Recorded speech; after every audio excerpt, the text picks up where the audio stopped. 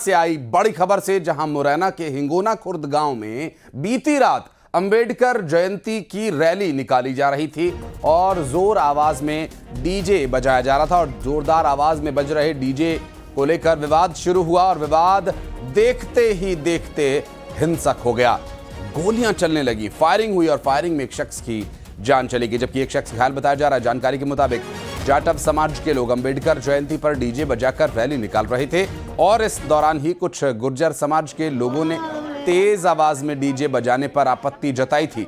इस बात को लेकर पहले गाली गलौज हुई, कहा सुनी, मारपीट और फिर बात फायरिंग तक आ पहुंची और हालात काबू से बाहर हो गए। एक शख्स की जान चली गई, एक अन्य के घायल होने की खबर सामने आई है। मौके पर भारी संख्या में पुलिस बल तैनात किया गया है। दो पक्षों के बीच ये विवाद शुरू हुआ था तेज आवाज में बज रहे डीजे को लेकर और ऐसे में अंबेडकर जयंती पर हुए इस घटनाक्रम को लेकर और जानकारी लेंगे। हमारे सहयोगी अमित शर्मा इस वक्त हमारे साथ जुड़ गए। अमित, अभी क्या स्थिति है फिलहाल?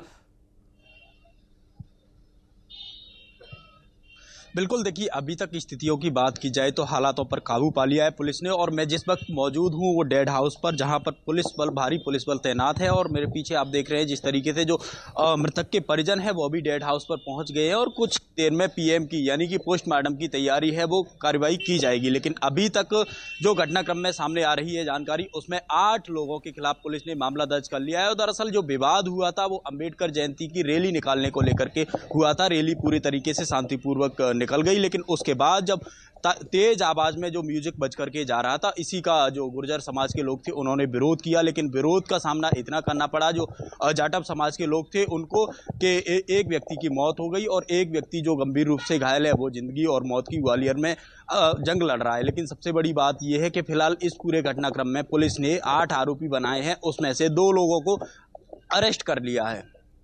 लेकिन अमित, अभी क्या पीड़ित परिवार की मांग क्या है? प्रशासन क्या कह रहा है? कैसे इस मामले का हल हो पाएगा? बिल्कुल, देखिए जहां तक पीड़ित परिवार की मांगों की बात की जाए तो उनका साफ कहना है कि पोस्टमार्टम तभी कराया जाएगा जब आरोपी हैं उनकी जल्द गिरफ्तारी की जाएगी और जो उनके मकान है उनको भी बुलडोजर चलाया जाएगा। तो यानी कि मकानों को ध्वस्त करने की मांग चल रही है और जो आरोपी हैं यानी कि जो 6 आरोपी अभी फरार चल रहे हैं उनकी भी गिरफ्तारी की मांग चल रही है। फिलहाल इसी को लेकर के पुलिस प्रशासन की टीमें जो पीड़ित के परिजन है उनसे चर्चा कर रही हैं। उसके बाद क्या हल निकलता है ये कुछ ही देर में खुलासा हो जाएगा, लेकिन अभी तक जो पीड़ितों की मांग है उनको लेकर के पुलिस प्रशासन की टीमें हैं उनसे चर्चा कर रही हैं। चलिए, बहुत शुक्रिया आपका अमित, आपका इस जानकारी के लिए। आप नजर बनाए रखिएगा, आगे डिटेल्स लेने के लिए फिर लौटेंगे आपके पास। बहुत शुक्रिया फिलहाल। और खबर दुर्ग से, जहां